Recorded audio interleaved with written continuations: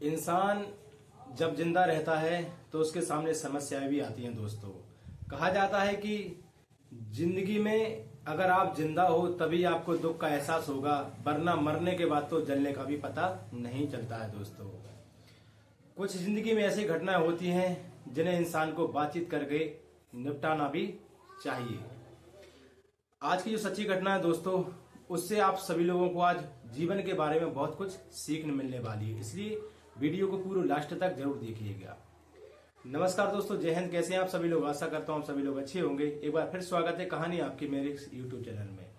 दोस्तों, आज की जो सच्ची घटना है वह है बिहार प्रदेश की, जहां पर एक जगह पड़ती है बेगूसराय, और बेगूसराय का एक ग्राम पड़ता है भगवानपुर दहिया। भगवानपुर दहिया गांव में एक बुजुर्ग माँ बाप रहते हैं, और बुजुर्ग माँ बाप जब रात्रि के तकरीबन 1 बजे 13 नवंबर 2023 को रात 1 बजे उठकर देखते हैं कि उनके एक कमरे में से खिलखिलाहट की आवाजें आ रही हैं। तभी वो बूढ़े माँ बाप जाकर देखते हैं कि वहां पर उनकी बहू किसी गैर मर्द के साथ में शारीरिक संबंध बना रही है, और वो भी निर्वस्त्र खड़ा हुआ है। दोस्तों, इस प्रकार जब सास ससुर अपने बहू को किसी गैर मर्द के साथ में शारीरिक संबंध बनाते हुए देखते हैं तो बड़ा परेशान हो जाते हैं और सोचते हैं कि आखिर अब क्या किया जाए। इसी के साथ दोस्तों, जब वो उसके माता पिता उस दरवाजे के उस कमरे के बाहर ताला डाल देते हैं और अपने बेटे को फोन करते हैं, जिसकी 2 बेटियां, एक बेटा एक बेटी पहले से ही मौजूद रहता है।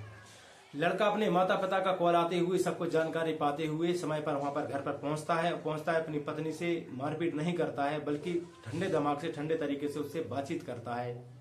और बातचीत करने के बाद वो पत्नी भी उससे साफ साफ कह देती है कि जो इंसान है राजकुमार, मैं इससे बड़ा प्रेम करती हूँ, और अभी से नहीं, शादी के 4 व 5 साल पहले से ही हमारा संबंध चल रहा था। हम दूसरे को पसंद करते हैं, एक दूसरे को।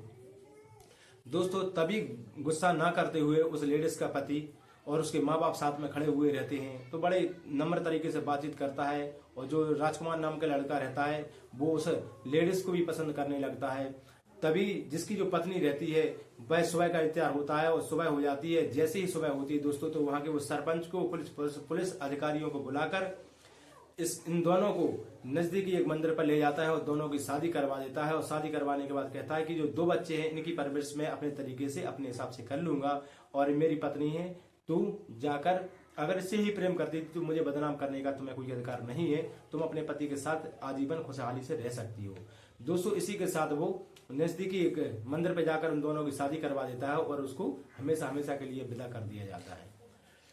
दोस्तों, जब ये बात सोशल मीडिया के माध्यम से जब लोगों ने इस चीज का वीडियो बनाया और वीडियो को बड़ा सोशल मीडिया पर डाल दिया, तो 2023 की 13 नवंबर 2023 की बड़ी घटना ये सोशल मीडिया के माध्यम से हिंदुस्तान में हर एक इंसान के पास पहुंची, जिसे शायद है कि आप लोगों ने भी देखा होगा।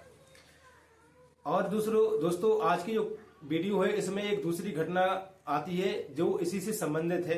यह घटना है दोस्तों, राजस्थान प्रदेश पड़ता है हिंदुस्तान का, उसमें एक इलाका पड़ता है जयपुर।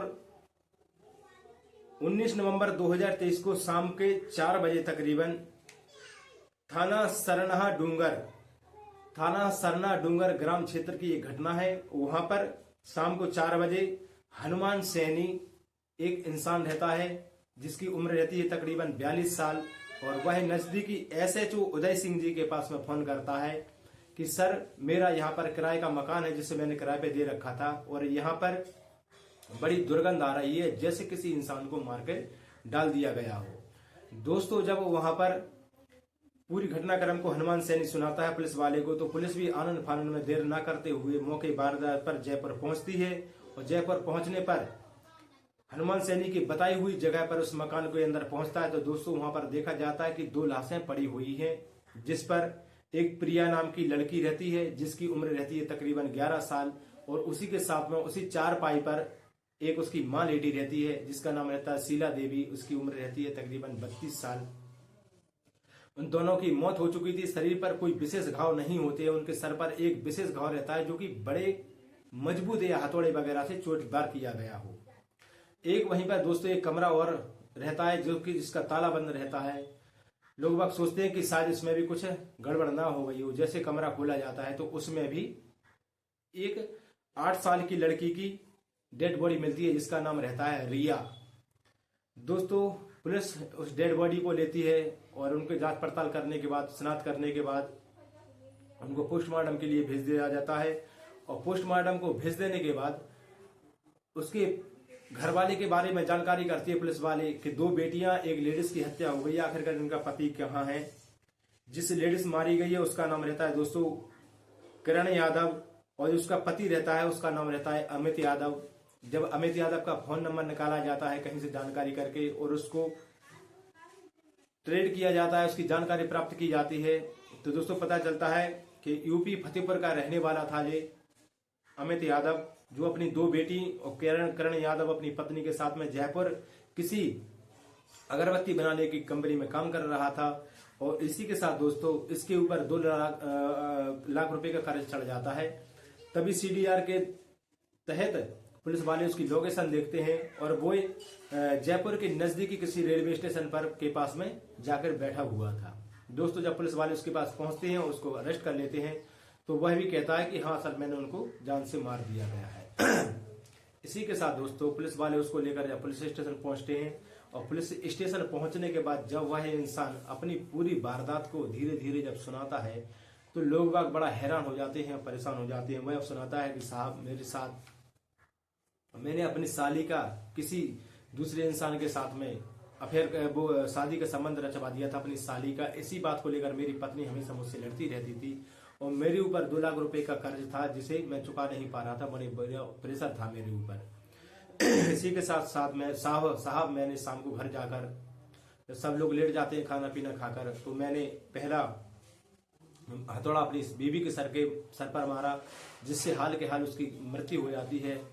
दूसरा एक हथौड़ा मारता है वो अपनी प्रिया नाम की बेटी पर, जिसकी उम्र 11 साल होती है। वो भी अपनी माँ के साथ वहीं मर जाती है। और वह सोचता है, कहता है कि सर, मैंने सोचा कि छोटी बेटी है, शायद इसको मैं छोड़ दूं, दया आ गया मेरे को इस पर, तो मैं कुछ समय के लिए इसको दूसरे रूम में ले जाकर लेट गया।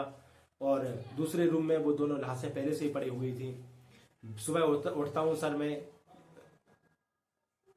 19 नवंबर को, तो बेटी को मार्केट ले जाता हूँ, खिलाता हूँ, पिलाता हूँ। इसके बाद मैं शाम को लेकर आता हूँ। फिर सोचता हूँ कि सब मुझे ही मरना है, तो मेरी बेटी क्या जिंदा करके क्या रहेगी, किसके साथ रहेगी, कैसे रहेगी। इसी के साथ में रिया नाम की 8 साल की बेटी की सर पर भी हथौड़ा मारता हूँ और उसकी भी हत्या कर देता हूँ। और ताला लगाकर निकल आया कि यहाँ पर भी मैं सुसाइड कर लूंगा। दोस्तों ऐसे ही जब पुलिस वाले उसको अरेस्ट कर लेते हैं, उसको जेल में डाल जाते हैं। तो इस पूरे घटनाक्रम को सुनाने का मेरा उद्देश्य, अब मैं आपको सार सुनाता हूं कि उद्देश्य किसी को ठेस पहुंचाने या परेशान करना नहीं है दोस्तों, बल्कि आपको जागरूक करना है, आपको सतर्क करना है। इन दोनों कहानियों के माध्यम से आपको आपका कहानी का लास्ट का मैं निचोड़ सुनाता हूं दोस्तों। इसका निचोड़ ये है कि दोस्तों कि कोई भी मसला हो, कितना भी बड़ा मसला हो, उसको बातचीत करने के जरिए निपटाया जा सकता है। जैसे कि आपने बेगूसराय की घटना में देखा होगा, जिसमें अजय ने अपनी पत्नी को गैर मर्द के साथ देख लिया था, फिर भी उसने बातचीत को निपटाकर उन दोनों की शादी करवाकर मसला हल करके अपना जीवन सुख शांति से निकाल लिया है। वहीं पर यहाँ पर ये अमित यादव रहता है मूर्ख प्रवृत्ति का, जो कि सही समय पर सही फैसला नहीं ले पाता है और अकबकाहट में वो ऐसी गड़बड़ फैसले ले लेता है कि अपने ही आत्मा की, अपने ही पत्नी की 3 लोगों की हत्या कर देता है। दोस्तों कहा जाए कि पत्नी से साली वाला जो झगड़ा था वो कोई बड़ा झगड़ा नहीं था, वो भी बात करके सॉल्यूशन किया जा सकता था। और 2 लाख रुपए आज के जमाने में कोई ज्यादा नहीं होता है, तो वो भी कैसे भी करके चुकाए जा सकते थे। न कि जो अनमोल जिंदगियां गई हैं अमित यादव की मूर्खता की वजह से, वो दोबारा लौटकर कभी नहीं आएंगे। दोस्तों इस सच्चा घटनाक्रम को सुनाने का उद्देश्य बस यही है कि आप लोग सतर्क रहें, सावधान रहें और जल्दबाजी में ऐसे कुछ फैसले ना लें कि आपको जीवन भर इससे पछताना पड़ जाए। दोस्तों ये जिंदगी है बड़ी प्यारी, इसको बड़े एंजॉय के साथ जीना सीखिए आप लोग।